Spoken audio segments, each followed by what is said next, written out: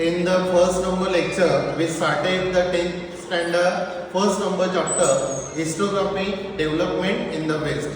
You know, this chapter has divided in 4 points, and in first number lecture, we completed first 3 points and only 1 point remained, that is a notable scholar.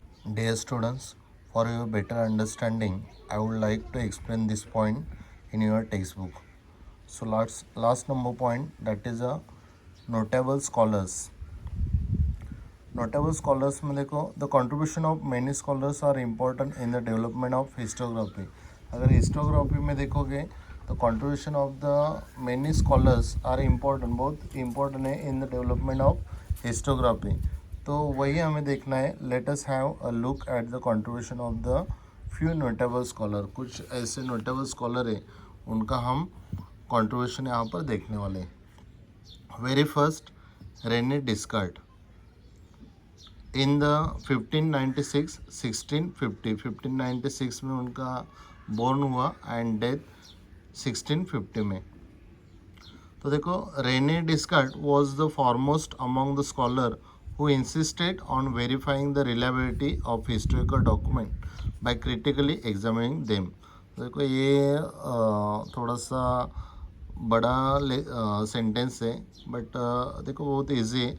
Renee Descartes was the foremost मतलब सबसे आगे थे. कहाँ पर? Among the scholar, सब scholars में. Who insisted on verifying the reliability, उन्होंने insist किस पर किया? इंसिस्ट यानी क्या? एम्फेसिस, जोर देना, on verifying the reliability. Verify करना रिलायबिलिटी यानी क्या? भरोसेमंद ऑफ हिस्टोरिकल डॉक्यूमेंट्स. हिस्टोरिकल जो भी डॉक्यूमेंट्स है उनका रिलायबिलिटी चेक करना, वेरीफाई करना. कैसे? बाय क्रिटिकली एग्जामिनिंग देम, उनको क्रिटिकली एग्जामिनिंग करके, मतलब डीपली चेक करके, टेस्ट करके उनका वेरीफाई करना है आपको. वेरीफाइंग द रिलायबिलिटी करना है. ओके.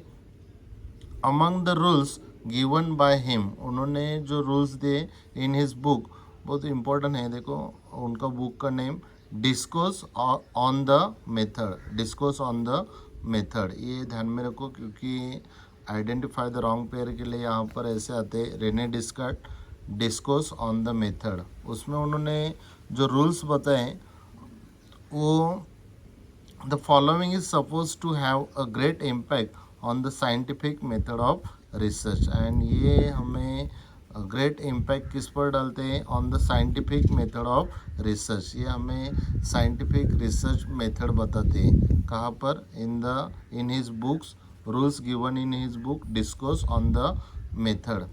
तो उसमें उन्होंने स्टेटमेंट क्या किया है?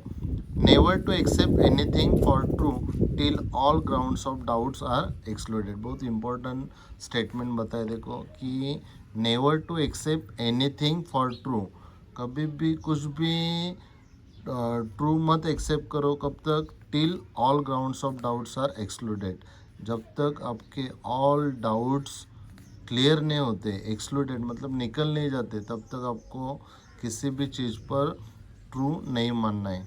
ओके. ये थे रेने डिस्कार्ट. बहुत इजी है, उनका खाली ध्यान में रखो कि ये Rene Descartes was the foremost among the scholar who insisted on verifying the reliability of historical document by critically examining them.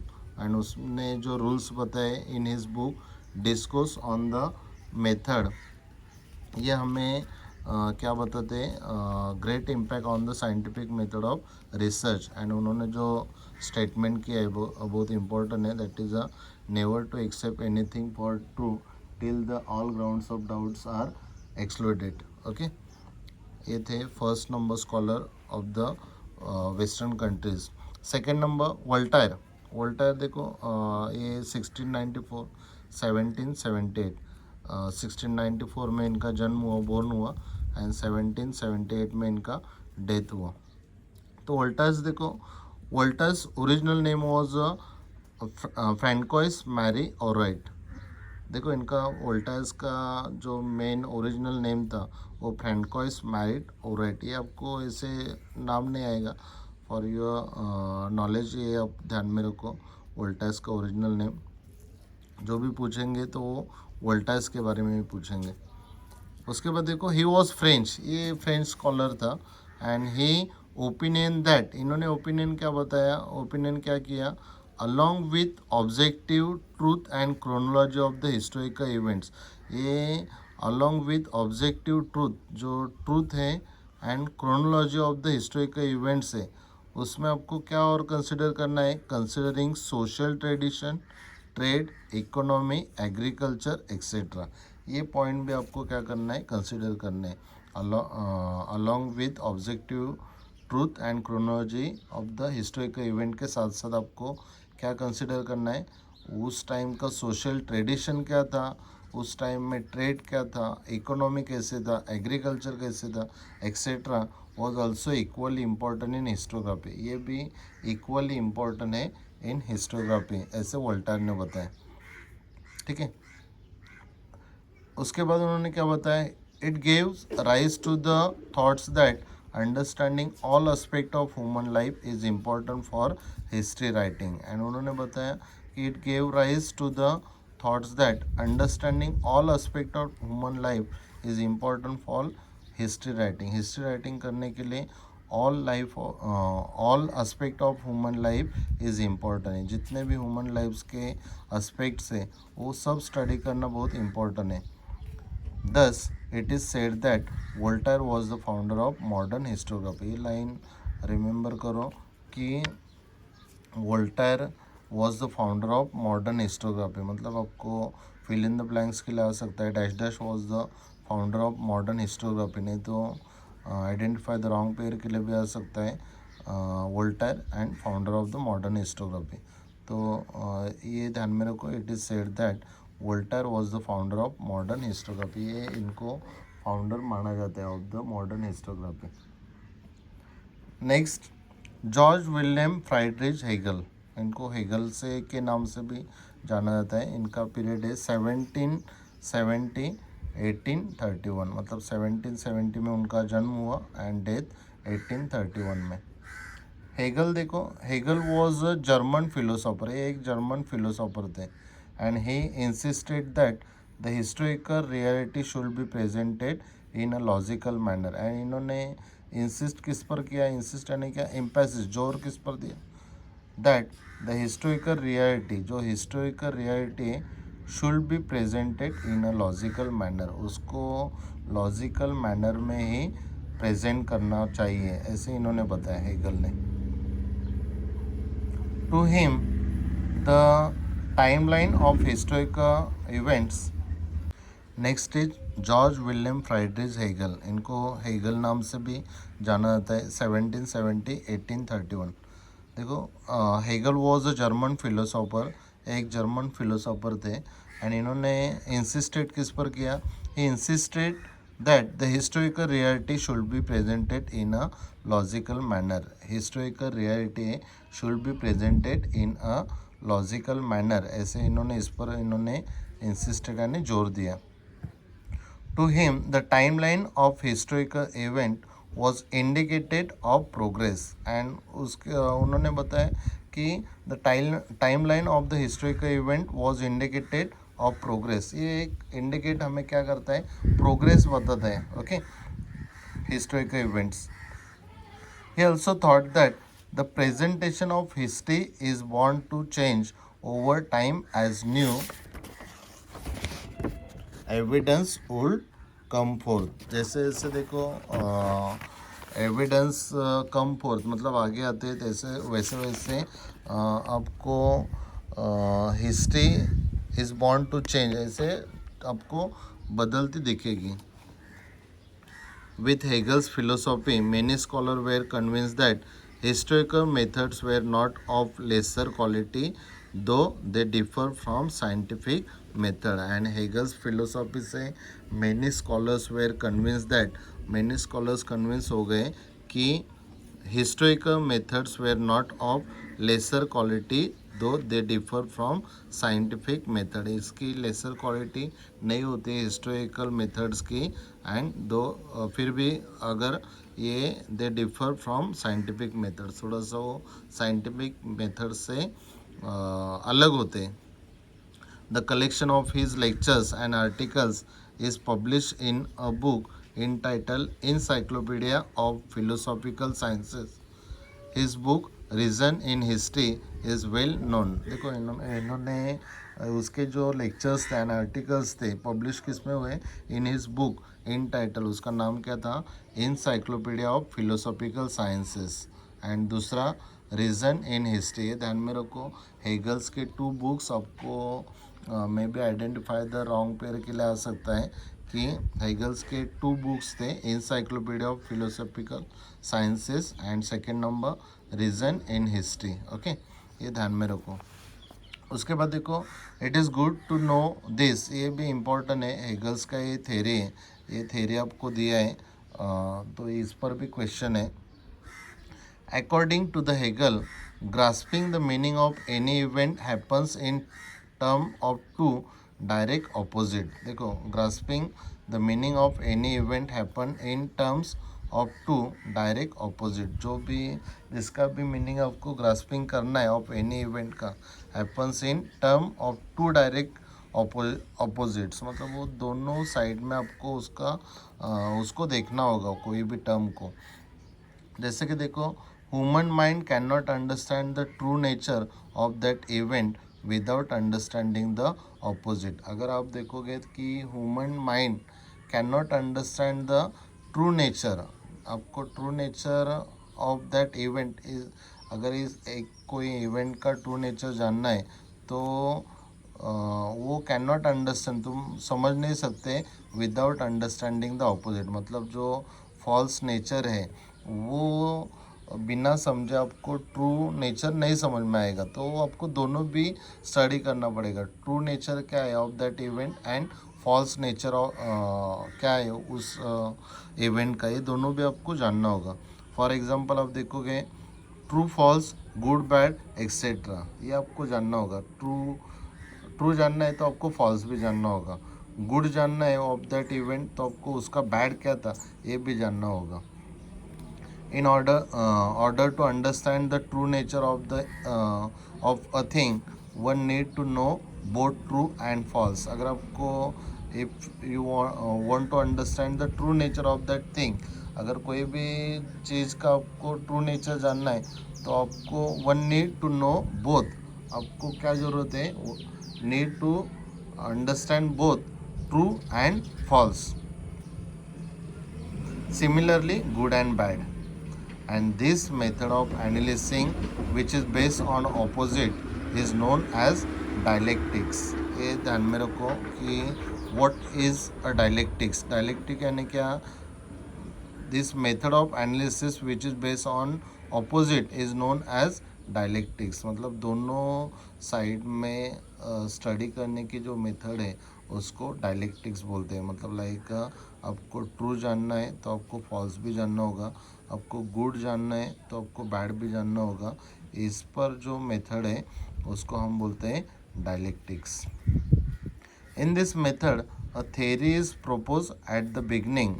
इस मेथड में देखो, इन this method a theory is propose at the beginning which is called thesis. देखो, इस method में जो theory beginning में propose की जाती है उसको हम बोलते हैं थेसिस, बहुत इंपॉर्टेंट है। इन this method a theory is propose at the beginning, जो थ्योरी बिगनिंग में प्रपोज की जाती है उसको थेसिस बोलते हैं। देखो, डायलेक्टिक्स में आप दोनों भी बाजू का स्टडी करते हो तो उसमें आप बिगनिंग में जो थ्योरी प्रपोज करोगे उसको हम बोलते हैं thesis. Okay, in this method a theory is propose at the beginning which is called thesis.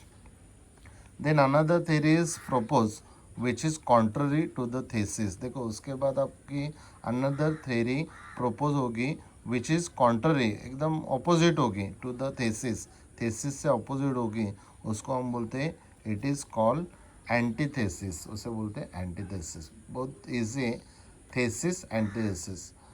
Theory propose at the beginning is called the thesis, and उसके बाद जो थ्योरी होती है which is propose, another theory is propose which is contrary to the thesis, जो thesis के contrary यानी opposite होती है उसको हम बोलते हैं antithesis. After a thorough logical discussion of the both, a new thesis is proposed which is include the gist of both. उसके बाद after a through logical discussion, बहुत सारा लॉजिकल डिस्कशन हुआ, उसमें both a new thesis is propose which is include the gist of both, ये दोनों उसमें mix होता है, उसको बोलते हैं the thesis and the antithesis. This process of arriving at the new thesis is called the synthesis. And ये उसमें gist of the both thesis and antithesis होता है, उसको हम न्यू थ्योरी बोलते हैं सिंथेसिस. ओके, ये था हेगल्स का contribution towards the development of historiography. उसके बाद नेक्स्ट स्कॉलर है Leopold von रैंकी 1795-1886. Historiography of the 19th century was greatly influenced by the thoughts of Leopold von Ranke of Berlin University. देखो ये historiography of the 19th century की जो historiography थी was greatly influence, किससे प्रभावित हुई, influence यानी कि प्रभावित हुई by the thoughts of the Leopold von Ranke of Berlin University. ये बर्लिन यूनिवर्सिटी के स्कॉलर थे, इनके थॉट से historiography of the 19th century was greatly influence हुई यानी प्रभावित हुई. उन्होंने क्या बताया देखो, he spoke about the critical method of historical research. इन्होंने हिस्टोरिकल रिसर्च का क्रिटिकल मेथड के बारे में बताया. He spoke about the critical method of historical research. He put emphasis on the utmost important of information gather through original documents. देखो इन्होंने क्या किस पर जोर दिया, he put emphasis यानी insisted, जोर देना, on the utmost important of information gather through original documents. क्या बहुत important है, very important है, of information gather through original document. जो भी आप information gather करोगे वो कहाँ से आनी चाहिए, थ्रू द ओरिजिनल डॉक्यूमेंट्स, ना कि फेक डॉक्यूमेंट्स, जो झूठे फेक डॉक्यूमेंट्स होते उससे ये इंफॉर्मेशन गैदर नहीं होने चाहिए. He put emphasis on the utmost important of information gather through the original documents. Also उन्होंने देखो क्या बताया, he also stated that all types of documents associated with a historical event need to be examined with greatest care. And जितने भी documents, all types of document associated with a historical event, जो उस historical event से associated हुए मतलब related है, उनको क्या करना चाहिए, need to be examined with greatest care. उनको एकदम केयर करके उनको चेक करना चाहिए, टेस्ट करना चाहिए, एग्जामिन करना चाहिए, ऐसे उन्होंने बताया. He believe that with this method it was possible to reach the historical truth. And उन्होंने बताया कि he believe that with this method it was possible to reach the historical truth. And इससे हम क्या कर सकते हैं, हिस्टोरिकल ट्रूथ तक पहुंच सकते हैं. विद दिस मेथड ही हम it was possible to reach the historical truth. अगर आपको क्या करना पड़ेगा, इंफॉर्मेशन गैदर कहाँ से करनी होगी, through the original documents. All जितने भी डॉक्यूमेंट्स है associated with a historical event need to examine with a greatest care. वो एकदम ग्रेटेस्ट केयर से चेक होने चाहिए. उससे ही आपको आप क्या करोगे, possible to reach the historical truth. He criticise the imaginative narration of history. And उन्होंने क्रिटिसाइज मतलब खोड़ के निकाला क्या, इमेजिनेटिव नरेशन ऑफ हिस्ट्री, मतलब इमेजिनेशन ऐसे होता होगा वैसे होता होगा, ये इसको उन्होंने क्रिटिसाइज किया. मतलब अगर इवेंट लिखा है, हिस्ट्री लिखा है उसके बारे में, तो उसके लिए आपके पास ओरिजिनल डॉक्यूमेंट से वो इंफॉर्मेशन होना चाहिए. एंड फाइनली देखो उन्होंने क्या बताया कि collection of his articles is published in the 2 books entitled The Theory and Practice of History and The Secret of the World History. देखो इन्होंने भी 2 बुक्स लिखे इन टाइटल. पहले का नाम था the theory and practice of history and second नाम था the secret of world history. ये आप बुक्स के नाम ध्यान में रखो, स्कॉलर एंड उन्होंने लिखे हुए बुक्स, क्योंकि ये आइडेंटिफाई द रॉन्ग पेयर के लिए बहुत इंपॉर्टेंट है, इसके लिए ये ध्यान में रखो। इनके लियोपोल्ड वॉन रैंकी, इन्होंने 2 बुक्स लिखे, the theory and practice of history and the secret of world history. Next scholar is Karl Marx. In the later half of the 19th century, a new school of thoughts arose, keeping in view the new thesis formulated by Karl Marx। देखो, in the later half of the 19th century के later half में, later half मतलब ये 1850 के बाद में, later half of the 19th century, a new school of thoughts, एक नया स्कूल, एक सोच लेकर अरोज हुआ, keeping in view the new thesis formulated by Karl Marx. इनके व्यूज़ में एक थेरी था, वो किसने फॉर्मुलेटेड किया था? By Karl Marx. सब जो स्कॉलर थे ये कार्ल मार्क्स की थेरी को फॉलो कर रहे थे, इतना इम्पोर्टेंट ये कार्ल मार्क्स था। इनके जो लिखे हुए बुक्स हैं, मैं आपको आगे बताऊंगा, वो पूरे वर्ल्ड में रेफ़र हुए हैं, तो बहुत इम्पोर्टेंट स्कॉलर है कार्ल मार्क्स। कार्ल मार्क्स ने क्या बताया, देखो, according to the Karl Marx history was not about abstract ideas. देखो, इन्होंने बताया कि history was not about abstract idea, ये कोई इमेजिनेटिव एब्स्ट्रैक्ट आइडिया नहीं है, रियल में जो होता है वो उन्होंने बताया कि it was about living people. ये हिस्ट्री किसके बारे में? It was about the living people, जो लोग थे उनके बारे में। ये कोई इमेजिनेटिव स्टोरीज एक्सेट्रा हिस्ट्री में नहीं होते। It's not and was not abstract ideas, it's about the living people। उन्होंने क्या बताया उनके थ्योरी में? Human relationship are shape by the fundamental needs. Human का रिलेशनशिप है, वो शेप मतलब एक दूसरे से कैसे जुड़ता है? By the fundamental needs of people and the ownership as well as the nature of prevalent means of production to meet those needs. ये fundamental needs of people and जिनके पास ओनरशिप है, who owner of the prevalent means of production to meet those needs. ये जिनके पास ownership है of this means of production, जो meet करते हैं उनके नीड्स को, ये एक रिलेशनशिप बनता है, like customer and owner. Okay, the accessibility of these means to different strata of the society may not be equal। देखो, ये the accessibility of these means, जो जिनको चीज़ों की नीड्स है उसका accessibility मतलब उनको मिलना, ये different strata of the society may not be equal, ये इक्वल नहीं है। हर एक को सेम मतलब मुझे ये चाहिए तो वो मिलेगा, ऐसे नहीं है। अगर जो रिच लोग होते हैं उनको जो भी चाहिए, उनके पास पैसे होते हैं तो वो इजीली उसको एक्सेस करते हैं, लेकिन जो पुअर पीपल होते हैं उनको खाली फूड के लिए भी, उनको 2 टाइम का फूड के लिए भी उनको बहुत सारा स्ट्रगल करना पड़ता है, बहुत हार्डवर्क करना पड़ता है। ये उन्होंने बताया कि the accessibility of the means to different strata of the society may not be equal. This inequality causes a division of the society into classes। and ये जो inequality है, ये causes क्या करता है? This inequality causes a division of the society into classes। इससे inequality से क्या बनते हैं? division of the society into classes, first class, second class, third class, fourth class, ऐसे क्लास के डिवीजन बनते हैं इसकी वजह से। and leading to class struggle। according to the Marx, human history is the history of class struggle। देखो, according to the Karl Marx, इन्होंने बहुत अच्छा बताया कि ह्यूमन हिस्ट्री है, ये क्या है? Is the history of class struggle. ये क्लास स्ट्रगल की एक हिस्ट्री है।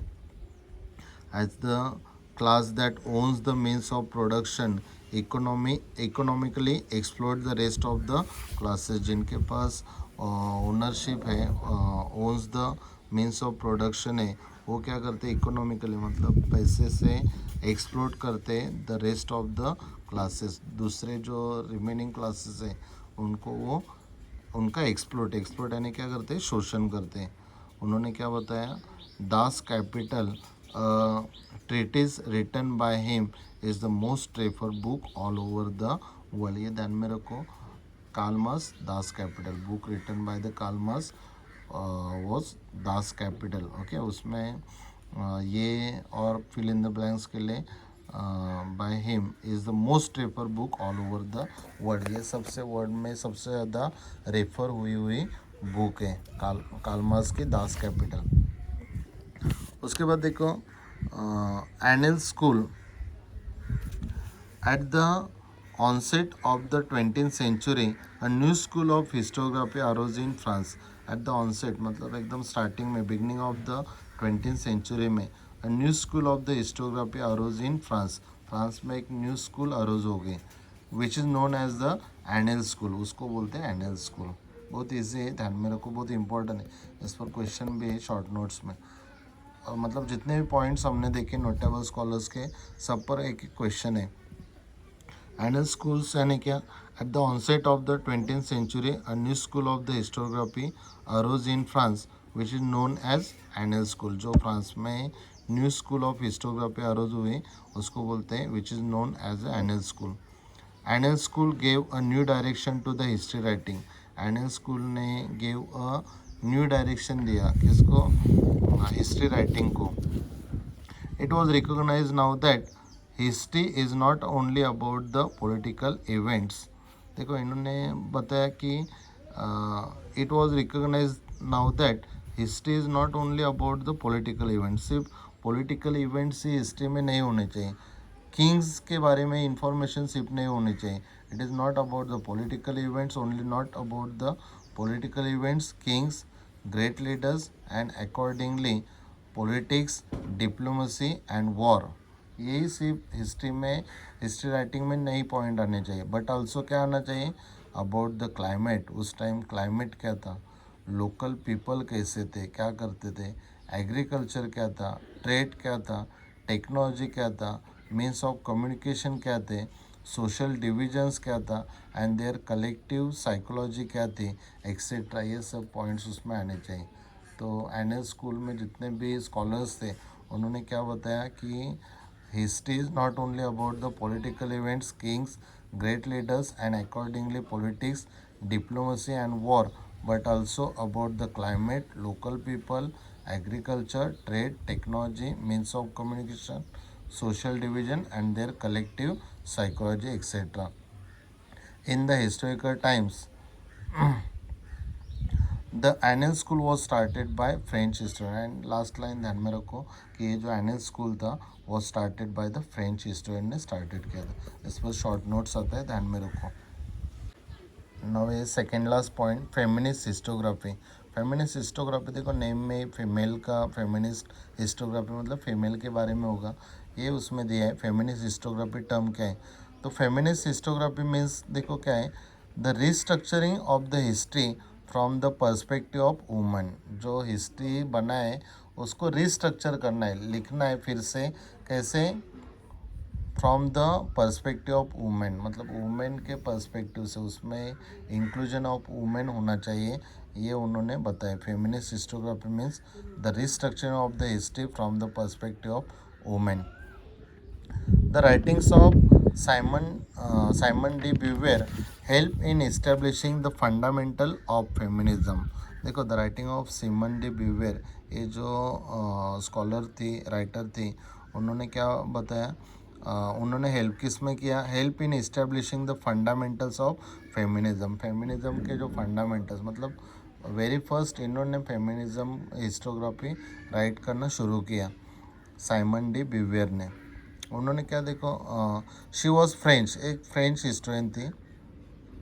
The feminist historiography emphasis not only on the inclusion of women in history. ये जो फेमिनिस्ट हिस्टोग्राफी है, emphasis not only on the inclusion of the women in history, ये सिर्फ किस पर नहीं जोर दे रही है, on the inclusion of the women in history. History में सिर्फ वुमेन का इंक्लूजन करो ऐसे नहीं वो बताते, बट वो क्या कर रहे हैं, बट ऑल्सो ऑन द री thinking of the male dominated perspective of history. जो मेल डोमिनेटेड पर्सपेक्टिव हिस्ट्री लिखा गया है उसको रीथिंकिंग करना ज़रूरी है, ये वो फेमिनिस्ट हिस्टोग्राफी बताती है।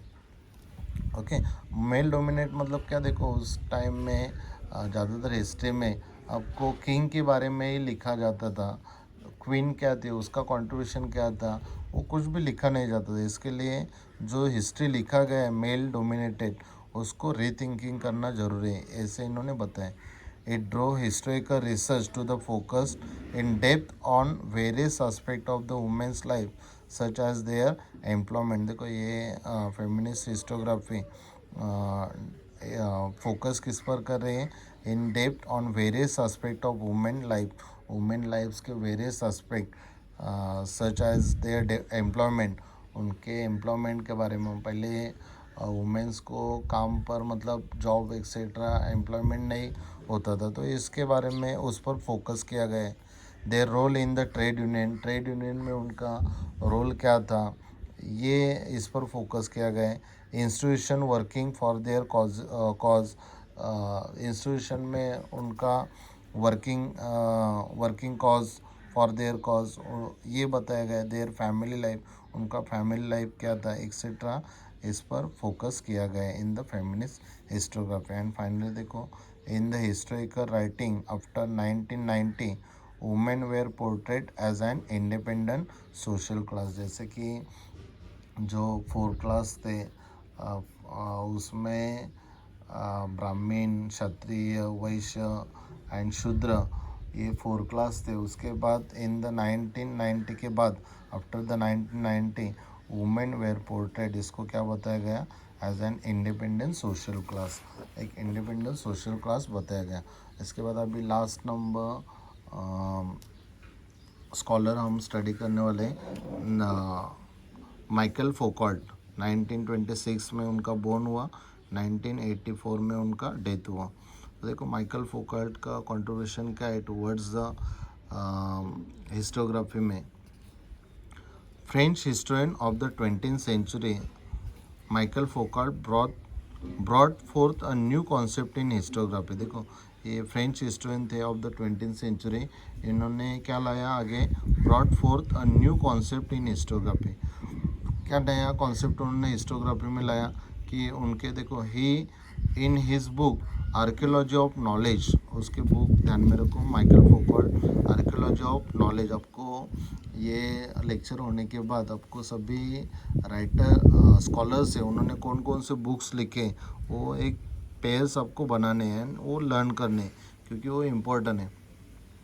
In his book Archaeology of Knowledge, argued that the prevailing practice of arranging historical events in a chronological order is not right।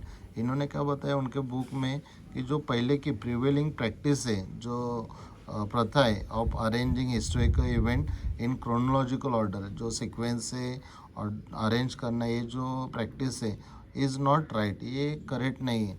इन्होंने क्या बताया, he drew attention to the fact that archaeology does not strive to reach the ultimate historical truth। देखो इन्होंने बताया कि he drew attention to the fact, कौन से fact पर अटेंशन लाया उन्होंने, that archaeology does not strive to reach the ultimate historical truth। ये archaeology does not strive to reach the ultimate historical truth but attempt to explain various transition in the past. And हमें क्या करना चाहिए कि सिर्फ वो historical truth क्या है वही देखना नहीं चाहिए, बट ऑल्सो हमें क्या करना चाहिए कि उस टाइम के वेरियस ट्रांजेक्शन क्या थे इन द पास्ट, वो हमें स्टडी करने चाहिए। Foucault felt that explaining the transition in history is more important. जो पास्ट में ट्रांजिशन हुए हैं, मतलब जो ट्रेड एक्सेट्रा होता था, वो बहुत इम्पोर्टेंट है, in history is more important. He call his method the archaeology of knowledge, and उसने उसके मेथड का नाम क्या दिया, he call his method the archaeology of knowledge. Foucault subjected the so far unacknowledged areas by historians such as psychological disorders, science of medicine, prison administration, etc. to the historical analysis. So thus we finish our first number chapter, historiography development in the west. इसमें आपको क्या दिया है, पहले तो tradition of historiography point है 1.1. Second number आपको दिया है characteristic of the modern historiography. उसके बाद जो साइंटिफिक पर्सपेक्टिव है in Europe, development of scientific perspective in Europe, ये 1.3 दिया है. एंड 1.4 ए नोटेबल स्कॉलर दिया है. एंड उसमें कुछ लाइक एंडल स्कूल बताए, फेमिनिस्ट हिस्टोग्राफी बताए, ये कुछ ऐसे कॉन्सेप्ट और टर्म दिए गए. ये सब इसमें अगर आप एक्सरसाइज देखोगे तो एक्सरसाइज में दिए सब पॉइंट पर हर एक क्वेश्चन दिए गए. तो ये सब पॉइंट्स बहुत इम्पोर्टेंट है. अगर देखो आपको ये लेक्चर थोड़ा सा मतलब हिस्ट्री हमारा मतलब हिस्ट्री कैसे कि एक बोरिंग सब्जेक्ट है. History is a boring subject, but dear students always remember history is a scoring subject also. So ज़्यादातर एग्ज़ाम ओरिएंटेड स्टडी करना है एंड मोर मार्क्स गेन करने हैं. आपको अगर वीडियो पसंद आए तो लाइक एंड शेयर करो. Thank you.